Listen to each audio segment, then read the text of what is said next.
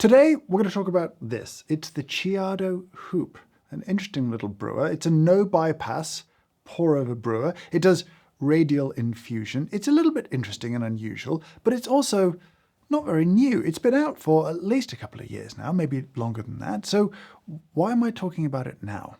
Well, there's a couple of different things that I want to touch on in this. It represents to me an interesting category of brewer that I want to talk about. And also, well, there's things I really like about this. And there's also things that I hope in the future they can evolve. If you know the company Ceado that makes this, then the existence of this brewer is a little bit unusual. But the story, I think, is highly relevant.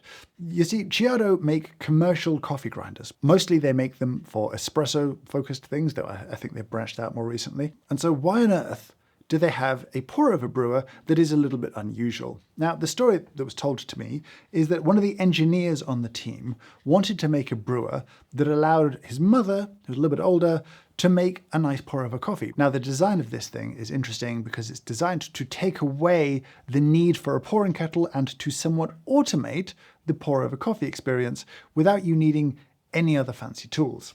And the way it does that is it has two pieces.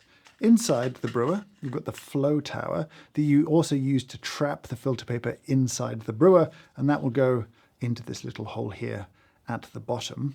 And then you've got the main body of the brewer, I guess the reservoir as much as anything else. The way it works is when you put a filter paper in, nice and tight, you'd put your coffee inside the flow tower, and then you'd pour water on the outside, and the little holes all around the flow tower allow water in from every direction, and there is flow control because the water can only get in at a rate dictated by the size of each of those holes. That means all you have to do is add coffee, add water, and wait for the brew to happen.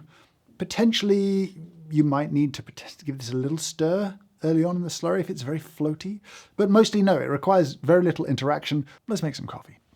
And then all you really need to do is add your water.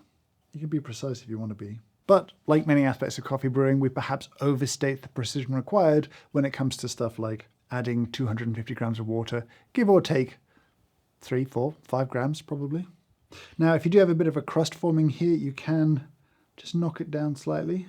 Not essential, but a little tip from Scott Rayer, whose technique I think is what we're going to use. There's not a lot of opportunity for technique with this brewer, but I'll still credit him with being the best approach to this that we had found, and that's it.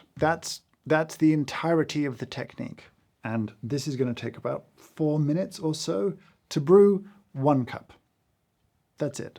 You don't have to do anything. You can go away, come back at the end. It's going to be fine. It's going to be hot. All things will be good. You can just be distracted, read the newspaper. Does anyone still read newspapers? The nice thing is basically there's no technique, there's no effort really required. You need to have some good fresh coffee, some good fresh water, a kettle or some way of heating it, and a scale to make life nice and easy. And that's kind of it. That's it. That's very compelling to me. And I think the thing that makes it more compelling is that it's more accessible. We talk a lot about accessibility in coffee. Most of the time, we're talking about price. Half the time, or less of the time, I guess, we're talking about flavor and making coffee approachable in that regard.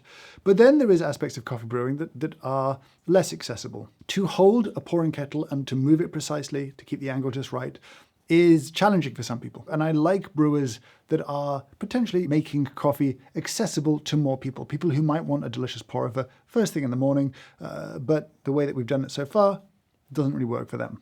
This is a category of brewer I think is good, and we don't really talk about. I know I don't talk about it much. I don't see other people talk about it much, but it does seem worth raising if we do want to bring as many people as possible into the world of delicious coffee. I did think about other brewers that don't require pouring kettles as one aspect of them, but the Clever, which is a brewer I like very much, well, moving a big full vessel of hot liquid around may not be the easiest thing for some people, so that kind of is a bit of a knock against that.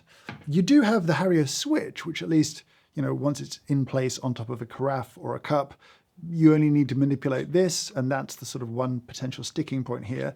Here, I just like how easy this is to use, how easy it is to teach someone to use, but we should talk about the coffee that you get out of it. The coffees we've had from this brewer have been, with one particular caveat, really pretty good. It's a strange caveat to add. We found that switching out the filter paper from the factory standard did improve the overall experience as well as the finished cups at the end. So your standard hoop papers look something like this.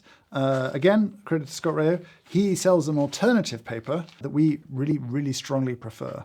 To compare the two papers, the flow rate was the big issue. So what would be a 4-minute brew on here and very tasty on these sort of faster flowing papers, with the factory papers could end up being an 8-minute brew. They recommend a 4-minute brew time, but I didn't really love the cups that you get with these filters at a 4-minute brew time. Wasn't my favorite. To match the extraction of a 4-minute brew on these, we ended up with a kind of 6-minute brew on these, which is tasty, but just I think overall I preferred the experience of having a faster brew, a tastier brew. I suspect these cost more. And so these are probably a cheaper paper, which might be why Ceado were using them. In future, I would love them to switch to this as a sort of stock offering. I think it just improves the overall experience, makes the brew a bit more accessible, less troublesome, less finicky, and a little bit more reliable, actually, with the kind of grind settings that we were using for this kind of a flow. It is ultimately a kind of zero bypass brewer. It's not like a V60 where some water can escape the sides of the paper. It's closer to something like a next level pulsar or a tricholate, where it's a kind of a zero bypass style brewer. We have talked about these on the channel before. I'll leave videos to discuss those down there. I'm a big fan of no bypass brewing. It can be quite slow and it can be quite fussy, but with this different paper setup, I would say one of the easier ones. Not the only easy ones, lots of good brews out there, but certainly a nice, easy experience. That's very enjoyable. It doesn't have necessarily these super high extraction characteristics a lot of people chase with zero bypass brewers, but I think, decent extractions comparable to a typical pour over taste really good. It tastes like good coffee, good water, well ground. It's an enjoyable experience. I'm going to get good value for money out of the coffee that I'm putting into the brewer, which is kind of the job of the brewer. If you buy really nice coffee, you want to drink really nice coffee. And it can do that. It can deliver with a minimal effort, fuss, technique, all of that stuff. That's a good thing. So the question perhaps would be, if this makes good coffee, why would you ever buy a V60? Why would you go through the process of manual coffee brewing? Well, one, I think the small little optimizations that we might go through with pour overs are a little bit more difficult here. Changes to grind will have a slightly bigger impact here because it's a zero bypass brewer. If you want to play with pushing out contact time or shortening contact time, you can't really do that here. And you will get variances in flavor through those small variances in technique. But that doesn't mean you can't get good coffee out of this. You just lose some optionality in exchange for convenience, ultimately. Will that mean that potentially with a pour over you could access things you couldn't easily access with something like this? Potentially so. There may be brews or extractions that are less accessible on this kind of a brewer because it's so simplified and kind of guardrailed in a way. But it depends what you want from your coffee experience. And for some people, the process is a really key part of that. And for some people, the cup is the be-all and end-all. I want to just have delicious coffee with limited effort, fuss, fight, frustration. And I can see this being a good brewer for them. But speaking of frustration, I did want to talk about my main frustration with this brewer. And it's a pretty big one, but also a pretty fixable one. For this, I will need to clean this up and reset it. Thankfully, we should talk about cleaning. It's always an important point. With the paper setup, you just unscrew this, the coffee and the paper fall out. You can just rinse it clean. It's very easy to clean. I would say I have seen people doing metal filtered brews here. And while I'm pro reusable filters, I would imagine the process of kind of extracting the filter from the ground coffee and cleaning it would be less fun. That's my only note on that. But that's not my complaint. Let me just clean this up. I'll be right back. It's this lip piece here on the brewer. How could I be mad about that? Well, I like to brew in a carafe quite often.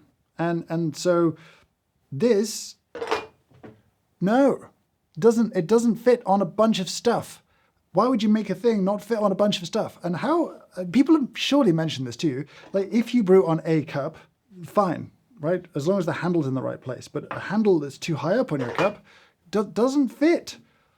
Why would you do that? So my ask really is like, don't change much about this brewer. I think the design of it inside works really well. I like the cups of coffee you can get out of it once you're dialed in. I'd like the filter papers to be upgraded, but I really need this bit to be fixed. And then I think you've got a good brewer that would be easy for me to recommend. It's £35 in the UK. We'll put matching prices around the world on screen below. £35 is really the limit for this. It is plastic. It feels like a solid, durable thing. It doesn't feel like the kind of plastic I'm concerned to put hot water into, but it still feels like plastic. And there's a bunch of benefits there. Thermal stability, all that kind of stuff, robustness, longevity. I've no real complaints about that. But the price is about the ceiling, I think, for what I think this is worth. But at that price, you should get lots of good brews out of it and have a nice time. And it would be an enjoyable brewer. And again, most of the complaints I see online about inconsistencies, I think, are probably more to do with the original papers than they are to do with the design of the brewer. I will say that obviously if you add water very slowly, the flow rate from the outside through the flow tower inside will change compared to having a full sort of reservoir where the sort of height of water will apply pressure and push more water through the hole. So you can mess with flow rate a little bit if you really want to, but I don't strongly encourage that. The aspect of this brewer that I think is likable, and again, a thing I want to share, is that whole accessibility piece. I do want to see more brewers thinking about that stuff, not just chasing optimal perfection, assuming a bunch of things about the person using it. I think I want to see more brewers that make coffee brewing easier and more accessible to more people. It just seems to be a category and an approach that I think is worth highlighting. Now I want to ask you, those of you who have a hoop, how's it been? What has been your point of frustration, and what has been the best part of owning it? How have the cups of coffee been for you? Are you happy not to have a technique or need a technique for a brewer like this? Just what's your experience been over the year or 2 years or however long you might have owned it? I would love to hear from you down in those comments below. But for now, I'll say thank you so much for watching, and I hope you have a great day.